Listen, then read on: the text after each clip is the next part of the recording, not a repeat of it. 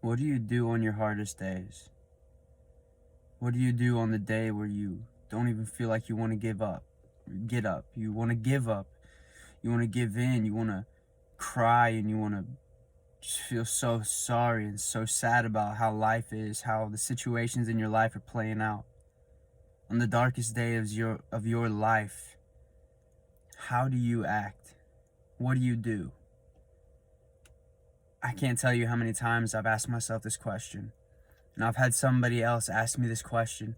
And I'm making this for you now, as you might be going through this as well. Maybe this is something that you're asking yourself. And if it is, I want to tell you these things that have helped me change my life tremendously. When I felt my lowest, when I felt my darkest, when I felt like the world is caving in on me, I want you to know that your thoughts, your feelings, these desperate, anxious feelings of self-loathing, of feeling so dark, feeling that everything is about to cave in on you. Don't despair on those thoughts, because that tells you that you're alive. You're supposed to feel. That means you're human. That means you're living. And praise God for that. Because what's the alternative? You could not be feeling that. You could be dead. Guys, you're alive. You're feeling this. And that's something to be grateful for. But you see, there's something to be said about gratitude. There's something to be said about these thoughts of anxiousness and depression. Guys, they are thoughts. And just as a thought comes into your mind, it can leave the same. Guys, thoughts are not truth. It's when you dwell on that thought, when you really sink in and develop that thought, it envelops you and it becomes real. But a thought is allowed to come into your mind, into your heart, but it doesn't mean it has to stay. See, most of you and most of us, I made the mistake too. We make the mistake of catching a thought and holding on to it, letting it envelop and develop into something a lot bigger than it should be. We give it power when it shouldn't be. You see, when you're feeling your darkest, when you're feeling your lowest, you got to remember that one, you are human. You're supposed to feel. That's good. And two, listen to yourself. Maybe there's a reason why you're feeling this. Maybe there's a reason why you're sitting here in your darkest of days, feeling like you're helpless and hopeless. Take a step back, guys. Feel the emotion, but then take a step back and separate yourself from that emotion. Ask yourself, why am I feeling this? What did I do to feel this? What had happened to make me feel this way? There has to be a reason. There's always a reason to everything. It's the causation and reaction. It's the action, reaction of life, guys. This is the law of the universe. We don't just feel things. There's reasons for what we feel. Most of the time in my life, I feel my darkest, I feel my lowest when I have stopped working actively towards a goal that I have set out and that I've told myself I was going to achieve. I had stopped pushing forward.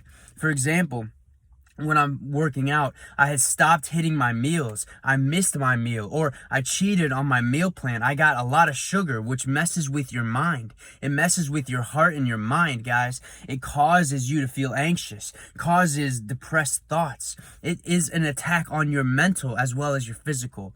See, when you have these things, when you cheat or when you skip out or when you cut corners or when you do things that you know you're not supposed to do, it's no wonder why you get these thoughts in the future. See, everything you're experiencing today is because of what you did yesterday or the days before. You see, you can then, by that law, change the future by what you do today.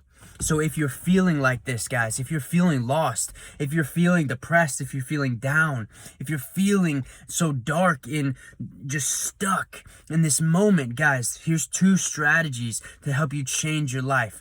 1, get up, get moving.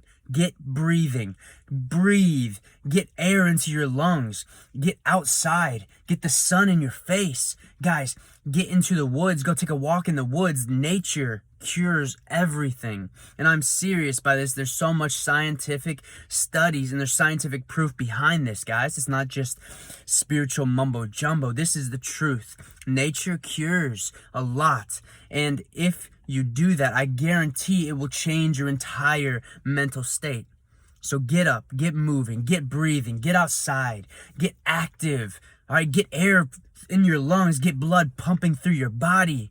Number 2, I want you to think about one thing, guys. All right, I want you to think about one thing and one thing alone. And I want you to hold that thought for 17 seconds. I want you to think about one thing that you can be extremely grateful for. And now you're probably saying to yourself, Dylan, I don't have anything that I can be grateful for. I'm stuck in this depressed thought for a reason. How can I think about something I'm grateful for when everything is crashing down on me?